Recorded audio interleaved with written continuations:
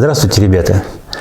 Сегодняшнее наше занятие в большей степени такое практическое, чем теоретическое. Собственно, теории будет совсем немного, но это не значит, что тема не важная. Тема очень важная и очень часто встречаемая в задачах, поэтому мы, может быть, в большей степени сегодня сделаем уклон именно на решение задач. Плотность вещества. Вот часто приходится слышать такие сравнения. Вот тяжелый, как свинец, или, скажем, легкий, как пух. Вот что имеют в виду, когда вот делают такие сравнения? Ну, на первый взгляд, конечно, массу, да, потому что свинец тяжелый, да, пух, имеет маленькую массу. Но вот представьте себе, возьмем, целый такой куль пуха, да, целую огромную такую кучу этого пуха, так он будет больше весить, чем небольшой кусок свинца. То есть, получается, сравнивая вот эти вот тяжелые легкие, да, вот для того, чтобы было все честно, необходимо брать одинаковое количество, одинаковые объемы.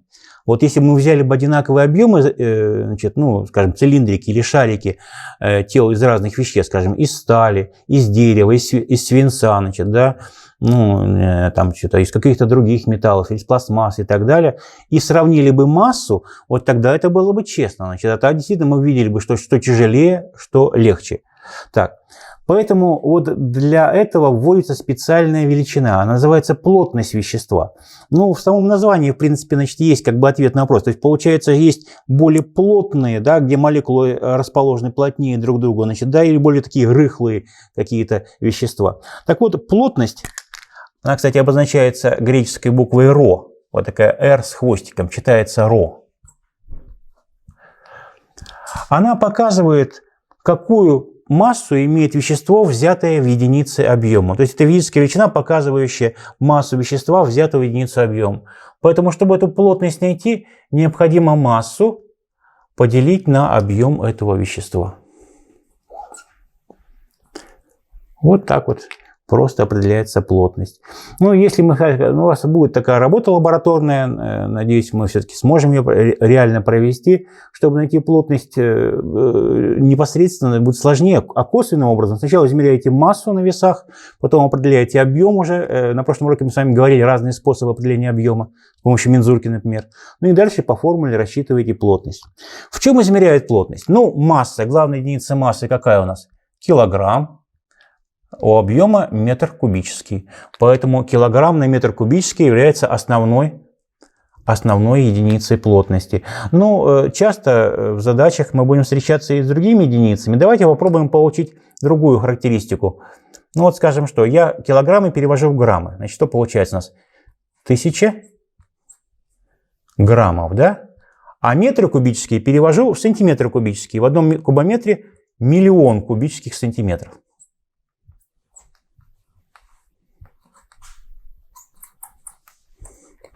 И что получается? Ну, когда сокращаем нули, у нас получается 0,1 грамм на сантиметр кубический.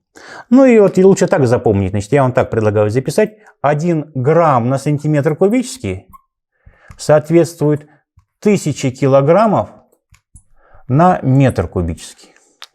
Дело в том, что вот именно эти две единицы наиболее часто встречаются. И вот в таблице плотностей, которые будут у вас в учебнике, да, там, как правило, что есть два столбика. Грамм на сантиметр кубический, килограмм на метр кубический. Но если нет такого, то вы должны сами всегда уметь перевести. Ну, например, допустим, возьмем плотность, ну, скажем, плотность железа. 7800 килограмм на метр кубический. Кстати говоря, вы должны понимать, что показывает это число, что означает это число. Это означает, что если мы возьмем 1 кубический метр железа, он будет иметь массу 7800 килограмм. Понятно, да? Ну, если хочу перевести, значит, да, я просто делю на 1000, и получается, что 7,8 грамм на сантиметр кубический. Где какую выгоднее единицу измерения применять, значит, да, вы поймете, когда будете решать задачи. Ну, сейчас пример приведем чуть-чуть попозже. Так вот, говоря о плотности, значит, если вы рассмотрите таблицу плотностей, ну, понятное дело, что у твердых тел плотность, как правило, что больше, чем у жидкости. Значит, но единственная жидкость у нас, жидкий металл, ртуть, да, имеет плотность даже побольше, чем многие металлы. Самые тяжелые, самые плотные металлы – это осмий и иридий. У них плотность где-то порядка там 22 тысяч килограмм на метр кубический, 23 килограмм на метр кубический. Ну, платина очень тяжелый, свинец и так далее. Так. Ну, а самые маленькие плотности, конечно, будут у газов. Почему? Ну, более подробно мы об этом с вами будем говорить, когда будем изучать строение вещества, да, потому что молекулы газов расположены далеко друг от друга, там много пустого пространства, поэтому что, их можно легко сжать. Уже сжатые газы, конечно, будут иметь гораздо большую плотность. Так, ну, жидкости занимают некое такое промежуточное положение между твердыми телами и газами. Ну, давайте разберем какой-нибудь пример. Сами придумаем задачку. Ну, допустим, нужно рассчитать массу какого-то листа стекла. Известно, что длина этого листа 2 метра. Так, ширина, ну, пусть будет 40 сантиметров. Я специально делаю в разных единицах, чтобы, значит, нам немножко поработать. Ну и, допустим, толщина листа, ну, пусть будет 5 миллиметров. Плотность стекла дается, значит, да, то есть получается, что рассказано из какого материала, вы всегда по таблице можете посмотреть. Ну, пусть будет 2500 килограмм на метр кубический. Почему будет пусть будет, потому что, ну, разные сорта стекла имеют разные плотности. Так, что-то фломастер подводит, другой возьмем. И нужно будет найти массу вот этого листа стекла. Так, я специально здесь оставляю промежуток небольшой. Для чего? Ну, посмотрите, пожалуйста. Мы с вами говорили в прошлый раз, чтобы найти объем, необходимо, чтобы линейные размеры были в одних и тех же единицах. У нас как попало и метры, и сантиметры, и миллиметры. Ну, давайте все переведем, допустим, в сантиметры. Это уже, получается, будет 200 сантиметров. Так, здесь ничего не меняем, здесь так остается. Миллиметр переведем в сантиметр будет 0,5 сантиметра. Ну, раз у нас здесь сантиметры, нам выгодно плотность, чтобы тоже фигурировали сантиметры. Поэтому я перевожу в граммы на сантиметр кубический. Как это делать? Мы сказали, что разделить на 1000, да? 2,5 грамм на сантиметр кубический. Все. Ну и как решаем? Записываем формулу плотности. Плотность равняется масса на объем. Ну, понятное дело, что отсюда как можно получить массу? Чтобы найти массу из этой формулы, нужно плотность умножить на объем. Так, объем пока нам неизвестен, давайте мы его найдем. Для тел правильной формы это А умножить на Б умножить на С. Мы об этом с вами говорили на прошлом уроке, да? Перемножаем. 200 сантиметров. Так, умножить, значит, на 40 сантиметров. И умножить на 0,5 сантиметра. Итак, 0,5 значит, на 200 будет 100. Значит, у нас получается 4000 чего? Сантиметр. Получается сантиметр в кубе. Сантиметр кубический. Ну, это понятно, для чего мы делали, значит, переводили плотность грамм на сантиметр кубический. Когда мы сейчас сюда подставляем, получается что? Смотрите. 2,5 грамм на сантиметр кубический мы умножаем, значит, на 4000 сантиметров кубических. Тогда сантиметры кубические сокращаются, и ответ у нас получается в чем? В граммах.